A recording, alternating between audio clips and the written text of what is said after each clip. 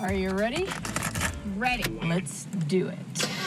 Romy and Michele's High School Reunion is a 1997 American comedy film directed by David Merkin and starring Lisa Kudrow, Mira Sorvino, Janine Garofalo, Cameron Manheim, and Alan Cumming. And the plot revolves around two 28-year-old women who, their high school reunion's coming up. You're kidding me. It's been 10 years since high school? And they don't really have a lot to show for it. They don't feel like they've had much success in life, so they're like, you know what we should do? We can go to the reunion and just pretend to be successful. I had no idea that it actually began as a play by the screenwriter of the movie, Robin Schiff, and it was called Ladies' Room. And it featured Romy and Michele as marginal characters, and it took place entirely in a Mexican restaurant bathroom during happy hour. Duh. And legendary TV producer Aaron Spelling was actually the original financier of the play. And so prior to landing the role of Phoebe Buffay in Friends, Lisa Kudrow originated the role of Michele in Ladies' Room. They're just really funny characters, so, Robin always wanted to do more with them.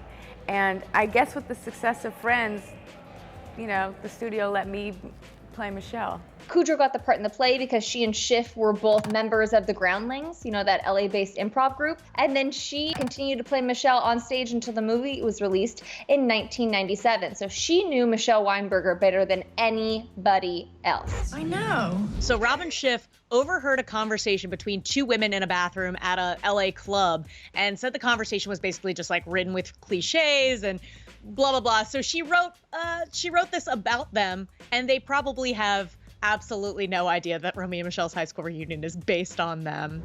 Oh my God, I hate throwing up in public. Me too.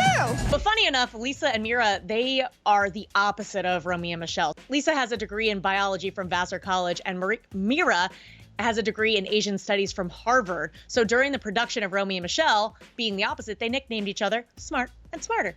I can't believe how cute I look. I know. You know what? This is like the cutest we've ever looked.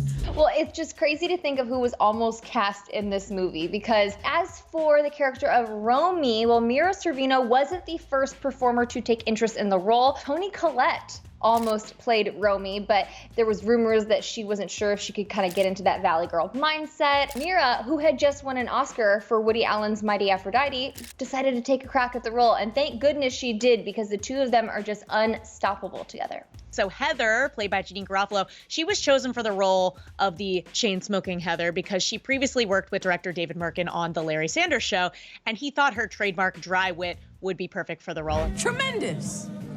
That's tremendous. Go get your stupid yearbook. I would be happy to sign. And then we have Justin Thoreau.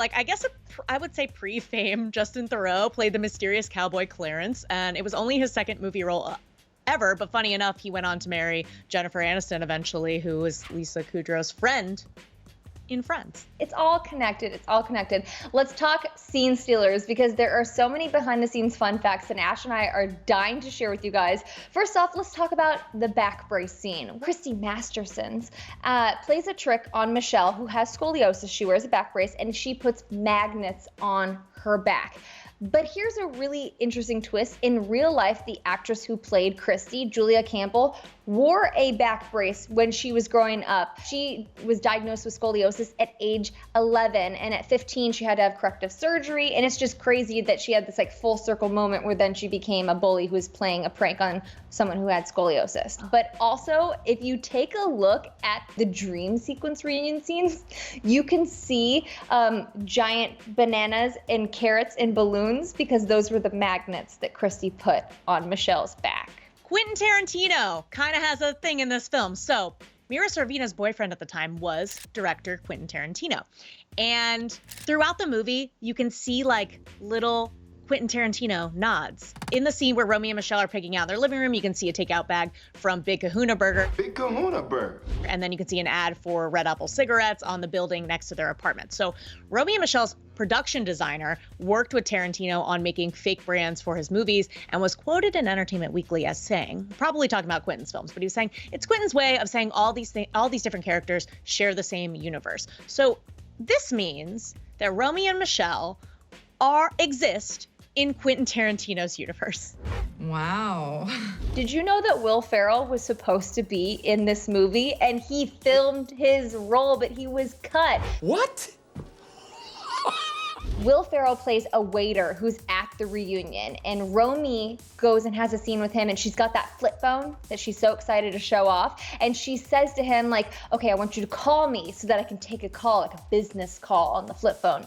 So Christy Masterson, once she discovers that Romy lied about not inventing Post-its, and Heather comes and blows her big secret, the director wasn't ready for the fact that Mira was going to have such an emotional reaction to that scene. Like, it just feels like a punch to the gut when you see how sad she is that the A group is making fun of her. Do you think you can stop being such a baby? And then that's when she was supposed to receive the phone call. And then it was supposed to be like a double humiliation. And when the director played it back, he was like, I can't do that to this character twice. Like, once is enough. And so they completely cut out Will from the movie. So perhaps the weirdest moment in the movie is when Sandy hits Michelle with his car. So this is a scene that Lisa Kudrow cherishes to this day. She, to this day, said that that's her favorite shot she's ever done in her entire career. And she also made up the entire special glue formula on the spot. Well, ordinarily, when you make glue, first you need to thermoset your resin, and then after it cools, you mix in a epoxide, which is really just a fancy schmancy name for any simple oxygenated adhesive, right? Then I thought maybe, just maybe, you could raise the viscosity by adding a complex glucose derivative during the emulsification process. And it turns out I was right. So originally the script ended with Romy and Michele in the helicopter with Sandy after they lifted off and everyone's waving goodbye, and then you see Christy's panties. But they wanted the girls to have kind of a satisfying ending and to prove that they had value. So they decided to kind of add in that bonus scene of them having the Romy and Michele boutique at the end of it, where they go, ooh, let's fold scarves.